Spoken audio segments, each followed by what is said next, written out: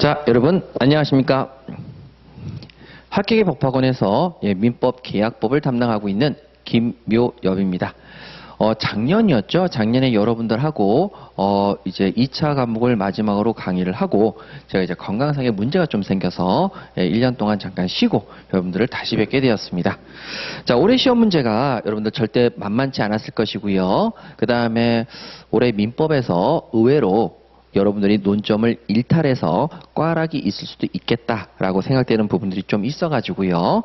올해 좀 여러분들 많이 힘드셨을 것이다 라는 생각이 제가 좀 드네요.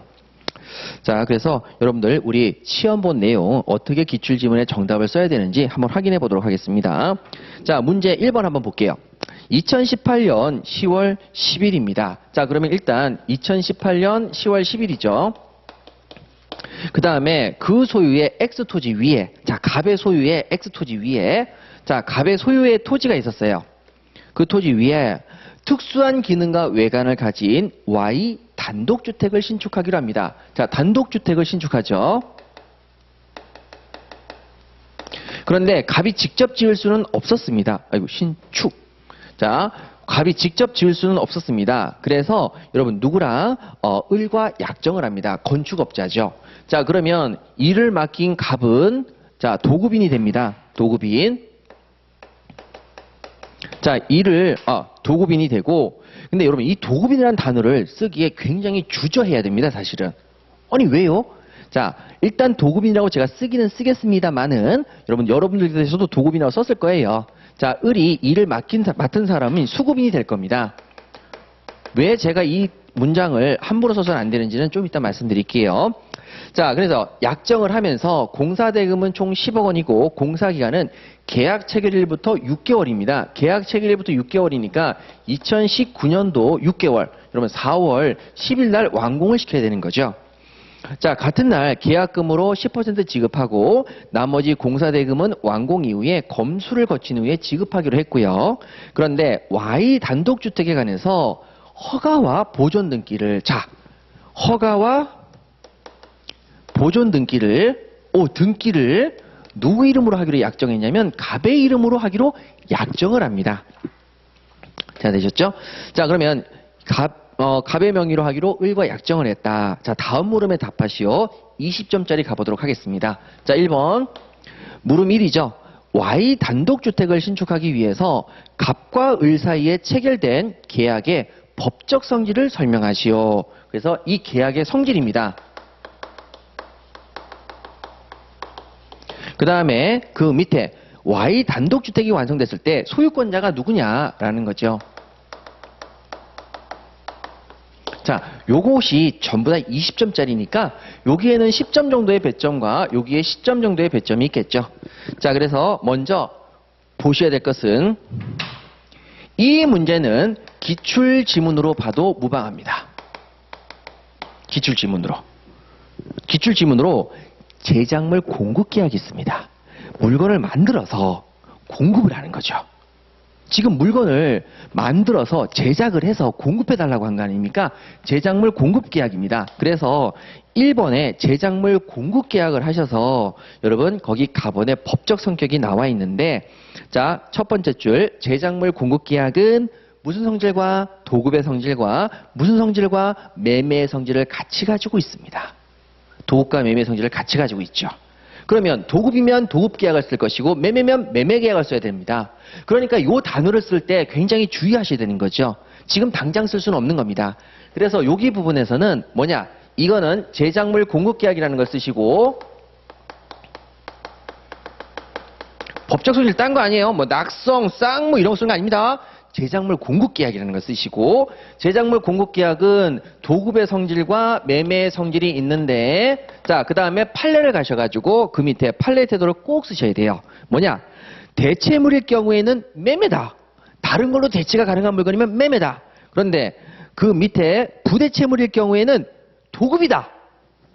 부대체물일 경우에는 도급이다. 그러면 대체가 가능하면 매매로 가고, 대체가 되고 부대체, 대체가 안 되면은 도급으로 가는데, 여러분 부대체라는 단어가 어디에 있죠?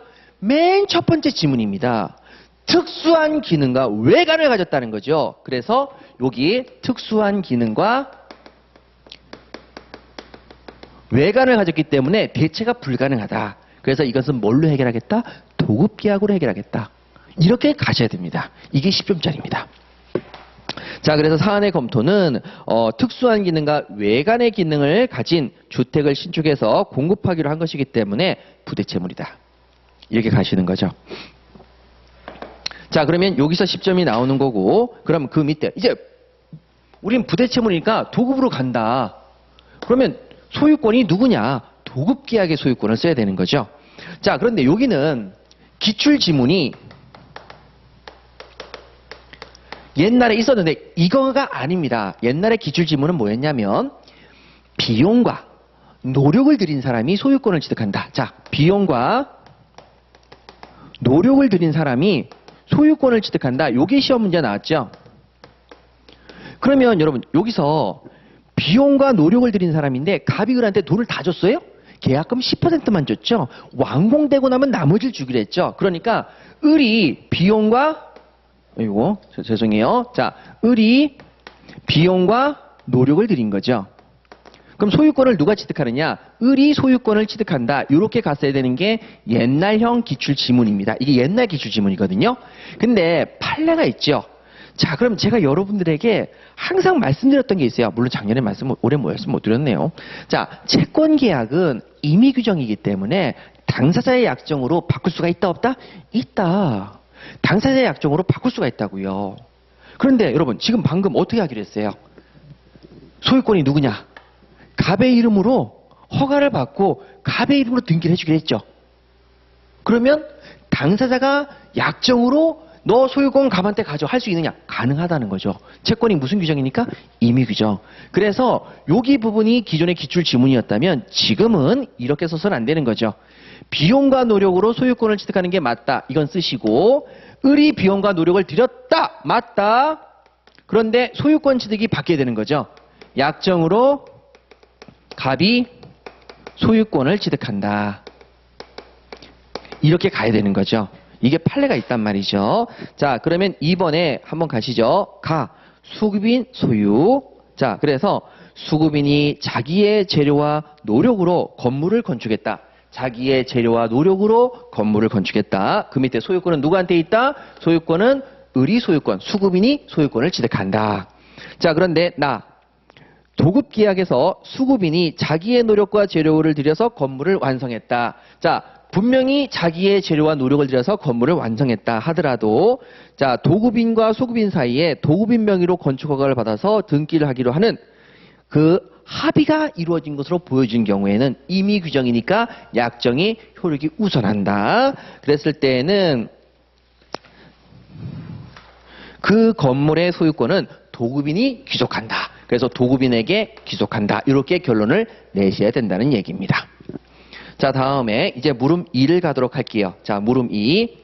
물음이 Y 단독주택이 약정한 공사기간 내에 완성돼서 갑에게 인도되었는데 2020년 5월 6일입니다. 자, 물음이 2020년 5월 6일 이렇게 딱 나와 있고 그 주택에 붕괴가 우려됩니다. 주택 붕괴가 우려됩니다. 무너지기 일부 직전이라는 얘기죠. 자, 그래서 정도의 하자가 발견됐을 때 갑은 을을 상대로 계약을 해지할 수 있는지 여부. 자, 그래서 해지할 수 있는지 여부. 그리고 단독주택의 철거 및 신축에 필요한 비용에 상응하는 금액을 손해배상으로 청구할 수 있는지 여부. 손해배상으로 청구할 수 있는지 여부. 자, 그럼 여기도 마찬가지로 여러분 이제 20점짜리 문제니까 10점 정도가 되겠습니다. 굉장히 중요한 포인트죠. 자, 그럼 가도록 하겠습니다. 자, 먼저 해제권을 보실 때에는 담보책임에서 도급계약의 담보책임에서 과연 이 주택에 관해서 아무리 심각한 하자가 있더라도 해제할 수가 있느냐? 해제를 못하죠. 그래서 무조건 고쳐 쓰고 다시 지어서 쓰고 해야 되는 겁니다. 그게 가번이죠. 계약해제권. 이 조문을 꼭 쓰셔야 됩니다. 완성된 목적물의 하자로 인해서 계약의 목적을 달성할 수 없는 때에는 계약을 해제할 수 있는데 그 다음 문장이 더 중요하죠. 완성된 목적물이 건물, 기타, 공작물일 때. 자, 건물, 기타, 공작물에 건물에 들어가네요. 주택이잖아요. 그러니까 이때에는 여러분 계약의 목적을 달성할 수 없는 때도 해제할 수 있다 없다? 없다. 해제가 안 된다. 이걸 꼭 쓰셔야 됩니다. 이것만 쓰시면 여기서 최소한 5점 이상은 받으시는데 여기서 그래도 더 받고 싶다면 뭐를 써야 되느냐? 제척기간을 쓰셔야 됩니다. 왜? 바로 숨겨져 있는 포인트죠. 2019년 4월 10일까지 완공이 됐는데요. 완공되고 나서 1년 이상이 지났어요. 1년 이상이 경과됐습니다. 1년 이상이 경과됐으면 자 매도인의 담보 책임은 특정물일 경우에 6개월의 제척기간을 가지는데 요거는 1년이 넘었잖아요. 그러면 되느냐? 이거는 매매계약의 담보 책임이 아니라 도급계약이기 때문에 기간이 다르죠. 그 밑에 가십니다. 제척기간. 토지, 건물, 기타 공작물의 수급인은 자 인도 후 5년 동안 담보 책임이 있다. 5년은 아직 넘지 않았다는 거죠. 근데 그 5년 중에서도 딱딱한 건물, 석조, 돌로 지은 집, 석회조, 돌과 시멘트로 지은 집, 이런 석조, 석회조, 그 다음에 연화조, 기와지붕이나 벽돌로 지은 집, 이런 것일 때에는 시간이 10년입니다. 자, 그런데 이 건물이 뭘로 지었는지 안 나와 있습니다. 나무로 지었는지 시멘트로 지었는지 모르겠습니다. 그러면 둘 다 써야죠. 자, 5년과 10년 지났다 안 지났다? 안 지났다. 그러면 제척기간 지나지 않았다. 행사할 수 있다 없다? 있다. 다 되셨죠? 그래서 물음 2를 보시면은 첫 번째 줄 Y주택이 약정한 공사기간 내에 완성이 되었다. 약정한 공사기간 내에 완성이 되었다. 그리고 나서 1년이 지났다. 이렇게 가셔야 되는 거죠. 이걸 쓰시면 5점 더 받으십니다. 예, 그래서 여러분 여기 부분에 대해서는 해제가 안 된다. 그렇게 결론 내셔야 되겠죠. 사안의 검토는 그렇게 써놨습니다. 자, 2번. 철거 및 신축에 필요한 비용에 상하는 금액을 손해배상으로 청구할 수 있는지. 자, 조문을 하나 쓰셔야 됩니다. 뭐냐? 완성된 목적물에 하자가 있을 때 도급인은 수급인에게 하자보수에 가름하여 또는 하자보수와 함께 손해배상을 청구할 수가 있습니다. 그러면 손해배상은 하자보수에 가름해서 또는 하자보수와 함께 손해배상을 청구합니다. 손해배상 청구, 손배 청구죠. 그러면 이건 어떻게 되는 거냐? 야, 하자보수하는데 얼마 드냐? 그러면 100만 원 든다. 이거 분개니까 좀 많이 들겠죠. 우리 1억 든다고 할까요? 자, 하자보수에 1억 든다. 그럼 하자보수에 가름해서 손해배상 청구하는데 1억을 청구할 수 있다 이 얘기죠. 하자보수와 함께도 가능합니다. 하자보수에 대해서 그럼 하자보수와 함께 한다. 그러면 하자보수와 함께 그럼 하자보수에 1억 원이 드는데 손해배상도 같이 할 수 있다는 거죠. 그러니까 하자보수에 가름해서 손해배상, 하자보수 말고 손해배상만 해라 할 수도 있고 그 다음에 하자보수와 함께 보수도 하고 손해배상도 해라 이렇게 얘기할 수도 있다는 거지요. 그러면 이 판례는 뭐랑 연결되느냐? 그 밑에 가십니다. 자, 납본은 쓰시면 무조건 플러스고 안 쓰셔도 상관은 없습니다. 자, 거기 보시면은 하자가 중요하지 않습니다. 하자가 중요하지 않아요. 그런데 보수에 과다한 비용이 듭니다. 보수에 과다한 비용. 보수하는데 1억 원이 드는데 하자라고 하는 것은 꼴랑 3천만 원 정도 외관상 보기 흉하다. 300만 원 정도? 자, 여러분, 야, 보기 흉하니까 300 정도 드는데 고치려고 하니까 1억이 들더라. 이 얘기죠. 그래서 제가 항상 예를 들었던 게 아파트에 딱 갔는데 베란다를 딱 보니까 배관이 튀어나와 있어요. 이게 기둥에 들어가 있어야 되는데 디자인 설계 실수로 기둥이 안 들어가고 외부로 나왔다는 거죠. 그러면 자, 하자가 중요하냐? 보긴 중하죠. 중요하진 않습니다. 근데 그것을 기둥에 집어넣어! 그러면 기둥을 다시 뜯어야 되잖아요. 보수에 과다한 비용이 듭니다. 그래서 어떻게 해야 될 것이냐? 여기죠. 하자보수에 가름하는 손해배상, 하자보수에 가름하는 1억 원의 손해배상을 청구하시냐? 안 된다. 하자보수와 함께 손해배상 300 정도를 하자보수를 하는데 300 되니까 하자보수 시키고 그 다음에 손해배상, 정신적 손해배상 한 100만 원 받아서 400으로 끝내라 이런 얘기입니다. 자, 그게 나번이죠. 이거 안 써도 된다고 그랬어요. 하자가 중요하지 아니하면서 동시에 그 보수에 과다한 비용을 요할 때에는 자, 하자보수나 하자보수에 가름하는 손해배상을 청구할 수는 없고 자, 하자보수를 하려니까 요거를 요구할 수도 없고 하자보수에 가름하는 손해배상 1억 원을 요구할 수도 없고 그때는 하자로 임한 손해배상만 청구할 수 있다. 요 얘기는 이 정도만 쓰시면 됩니다. 안 쓰셔도 돼요. 자, 그런데 그 다음 가시죠. 요 판례가 2016년도에 나왔거든요. 자, 똑같죠. 하자가 중요하고 하자가 중요합니다. 보수에 과다한 비용이 듭니다. 그러면 어떻게 되느냐? 건물 등에 중대한 하자가 있고 이로 인해서 건물 등이 무너질 위험성이 있어서 보수가 불가능하다. 그리고 다시 건축할 수밖에 없다. 이거죠. 지금 얘기했던 이 사례죠. 주택이 붕괴될 우려가 있다. 이 얘기죠. 그랬을 때에는 건물 등의 청결거를 다시 하고 다시 건축하는 데 드는 비용 모두 다 손해배상을 청구할 수가 있다. 예, 그래서 여기는 모두 손해배상이 가능합니다. 그래서 제가 요거를 굳이 쓴 이유가 뭐냐면은 여기에 따른 손해배상 청구가 가능하다. 요 판례만 쓰셔도 되는데 요거에 대한 이해를 위해서 요거까지 말씀을 드린 거예요.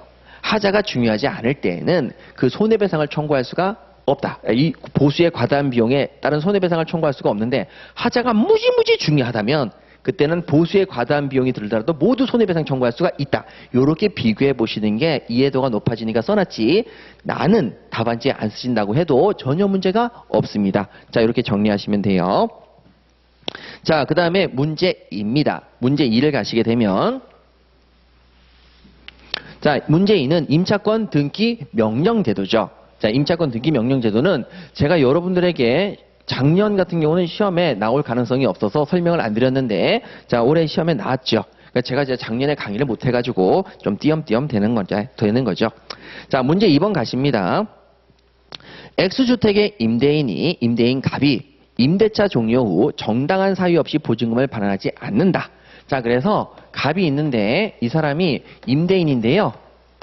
자, 기존에 임차인이 을이 있었어요.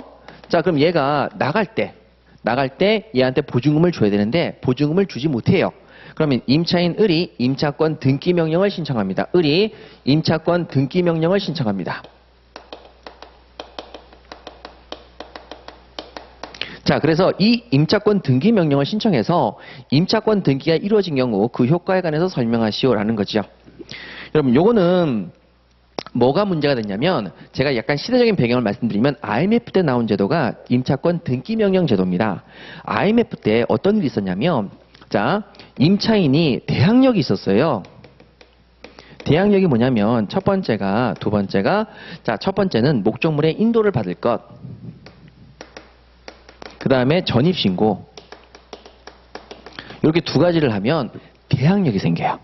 대항력이라는 게 뭐냐면 내가 임차인인데 나 임차인이야 라고 얘기를 하는 거죠. 근데 임차인이라고 얘기할 수 있는 것은 임대인한테만 가능한 겁니다. 왜? 그럼 당연히 계약관계, 채권관계는 권리자가 의무자에게, 채권자가 채무자에게 자신의 권리를 주장하지 제3자, 다른 사람에게 권리를 주장할 수가 없어요. 다른 사람에게 권리를 주장한다, 권리를 대항한다, 바로 그게 대항력입니다. 그럼 임차인이 대항력을 갖추기 위해서는 주택임대차보호법상에 주택일 경우에 한정된 겁니다. 주택의 임차인의 경우에는 어떻게 해야 대항력이 생기니 하니까 임차인을 보호해주고 싶어서 너 목적물 인도받고 전입신고만 받으면 대항력 생겨. 그러면 네가 그 집에 살고 전입신고해. 그럼 넌 대항력이 생겨. 모든 사람에게 네가 임차인이라고 주장할 수가 있게 돼. 이렇게 된단 말이죠. 그런데 이거를 갖추면 대항력이 생기는데 자, 이 임차인이 남의 집으로 이사를 가야 되잖아요. 그래서 A라는 집에 임차인으로 이사를 갔어요. 임차인으로 이사를 간 거죠. 그러면 A라고 하는 사람이 임차인 집으로 A라는 사람의 집에 임차인으로 이사를 갔는데 여기에 목적물을 인도받아서 점유를 하죠. 전입신고도 여기도 하죠. 그러니까 여기에 목적물 인도받고 전입신고를 하니까 여기 대항력이 생겨요. 여기는 대항력이 없어지죠. 왜? 더 이상 목적물을 인도받는 게 아니에요. 돌려준 거죠. 그리고 전입신고도 저쪽에 돼 있으니까 여기 전입신고가 안 돼 있어요. 대항력이 사라집니다. 그러면 대항력이 없으니까 보증금을 못 받을 수 있게 되는 거죠. 그래서 문제가 심각해지니까 임차권 등기 명령 제도를 한 겁니다. 그럼 여기서 포인트는 뭐를 써야 되느냐? 효력을 쓰라고 했으니까 임차권 등기 명령을 하게 되면 기존의 임대차와 무슨 차이점이 있느냐? 이걸 쓰시는 겁니다. 자, 그래서 1, 2, 3번을 묶으시고요. 그 다음에 4번을 따로 보셔야 돼요. 자, 갈게요. 자, 1번. 대항력과 우선 변제권을 취득하지 못한 경우. 자, 그럼 보세요. 대항력과 우선 변제권을 취득하지 못한 임차인은 임차권 등기를 마치면 대항력과 우선 변제권을 취득하게 된다. 그러면 기존에 목적물 인도와 전입신고를 한 적이 없는 임차인도 임차권 등기 명령 제도를 하는 순간 대항력과 우선 면제권을 취득하게 된대요. 두 번째는 기존에 대항력을 갖추고 있는 사람이 잃어버린 경우가 있겠죠. 2번, 대항력과 우선 변제권을 이미 취득한 임차인, 즉 전입신고하고 그 다음에 목적물의 인도까지 다 받은 사람이 임차권 등기를 마치면 기존의 대항력과 우선 변제권이 유지됩니다. 딴 데로 이사 가더라도 이게 뭐한다? 유지된다. 이거죠. 그러면 대항요건을 상실한 때에도 대항요건이 대항력을 상실하지 않는다. 목적물의 인도와 전입신고를 이쪽에 해서 대항력을 상실한다 하더라도 상실되지 않는다. 이렇게 쓰시는 거죠. 자, 그 다음에 3번입니다. 임차권 등기 후에 임차인. 자, 임차권 등기를 했고요. 그러면 이 집에 A라는 사람이 임차인으로 들어오지요. 그럼 얘는 어떻게 갈 것이냐? 라고 얘기하니까 얘하고 얘와의 관계에 어떤 점이 문제가 되냐? 얘가 우선해야 되겠죠. 보증금을 얘가 먼저 받아야 되겠죠. 그래서 임차권 등기 명령을 받은 주택을 그 후에 임차한 임차인은 보호의 부분이 떨어집니다. 그래서 소액 보증금을 최우선 면제받을 권리가 없어집니다. 그래서 요걸 쓰시는 겁니다. 다른 사람과의 관계죠. 자, 그러면 뭐를 써야 된다고요? 대항력이 없을 때 대항력 생긴다. 있던 대항력 없어지더라도 권리 사라지지 않는다. 그 다음에 다른 임차인과의 관계에서 얘보다는 먼저 권리를 우선 받아야 되니까 얘 권리가 제한된다. 그리고 마지막으로 4번입니다. 임차권 등기 말소입니다. 임차권 등기 말소는 자, 원래 임대차가 끝나면 을이 기존의 목적물을 돌려주고 보증금 돌려주는 게 동시행 관계입니다. 같이 해야 되는 거죠. 보증금 돌려주는 거가 건물 돌려주는 걸 동시에 해야 되는데 이미 건물은 돌려줬어요. 동시행 관계가 아니죠. 그러면 이제 누가 돈을 갚을 일만 남았죠? 임대인이 돈을 갚을 일만 남았습니다. 그걸 쓰시는 거죠. 4번. 임차권 등기 명령에 의한 임차권 등기는 우측에 임대인의 임차 보증금 반환 의무는 등기 명령에 의한 임차권 등기 말소 의무보다 먼저 이행. 요걸 쓰셔야 됩니다. 자, 보증금 주면 등기 말소 같이 해! 이렇게 얘기하니까 임차인이 화내는 거죠. 야, 이씨, 내 동시항변권 포기하고 너한테 건물 먼저 줬는데 뭘 나보고 같이 하자고? 이런 나쁜 놈! 하면서 보증금 먼저 갚아! 그럼 등기 말소 시켜줄게. 선변제 후 말소. 요게 포인트입니다. 요걸 이거 4가지를 쓰셨으면 여기 나와 있는 20점 다 받으실 수 있으실 겁니다.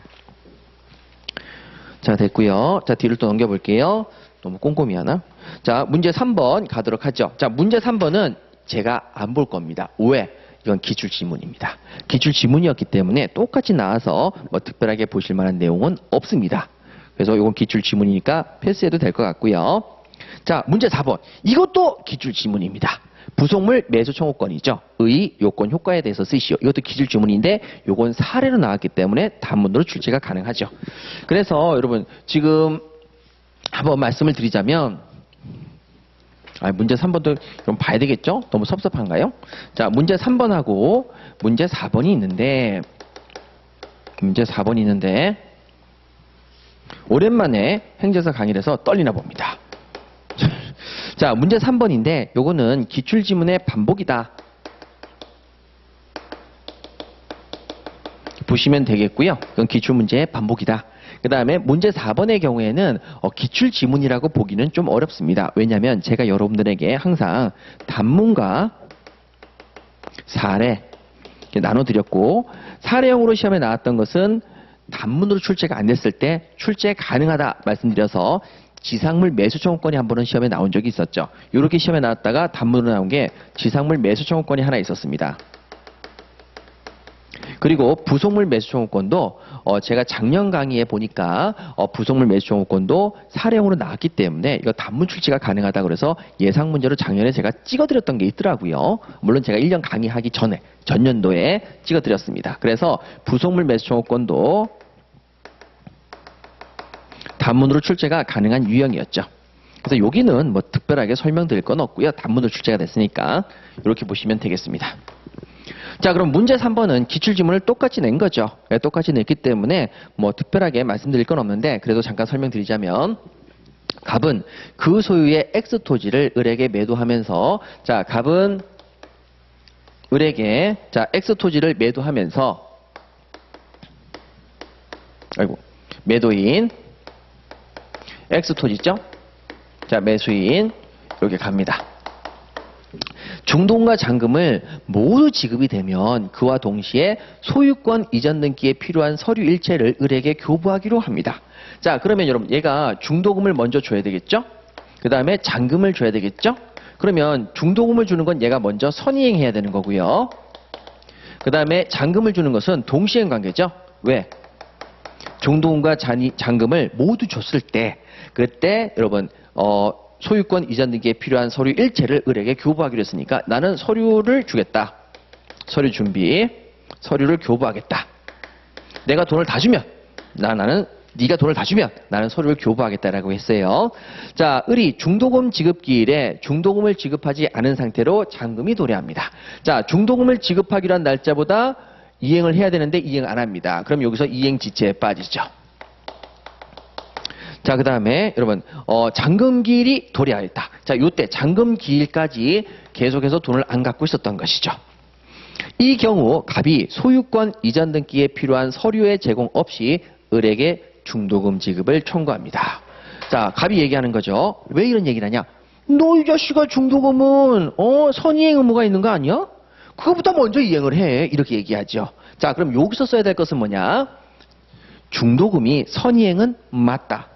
선이행이 맞는데 그 선이행의 이행 지체를 이유로 여기까지 계속해서 돈을 안 갖고 있다가 잔금 도래일까지 갔을 때 동시행 관계에 있는 잔금 기일까지 갔을 때 그때는 서류 교부와 잔금과의 동시행 관계가 아니라 이때는 잔금 플러스 중도금 플러스 이행 지체까지 전부가 서류 교부와 동시행 관계다. 요걸 쓰시는 거죠.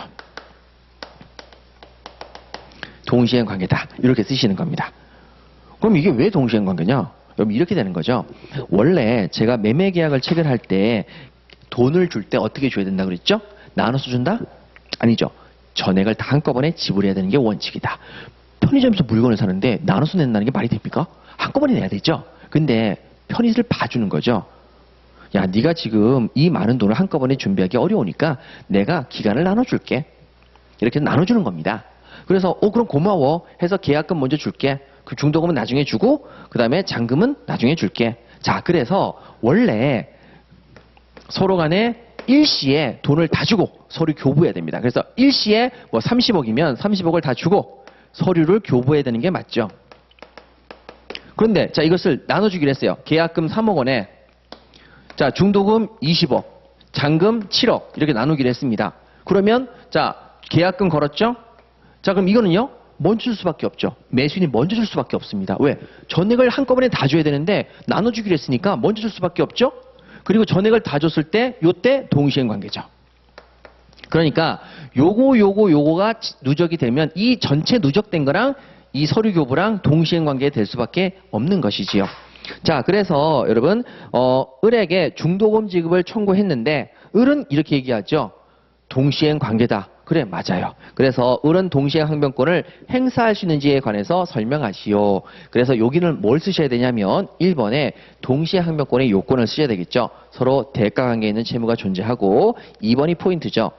매수인이 선이행해야 될 중도금을 지급하지 아니한 채 잔대금 지급일을 경과한 경우에는 중도금, 그 다음에 중도금에 대한 지급일 다음 날부터 잔대금 지급까지의 지연 손해금, 그리고 마지막으로 잔대금 지급 채무 전부 매수인의 소유권 이전 등기와 동시행 관계에 있다. 요걸 쓰시는 게 가장 중요한 포인트죠. 자, 그 다음에 상대방이 자기 채무의 이행 또는 제공하지 않고 이행을 청구할 것.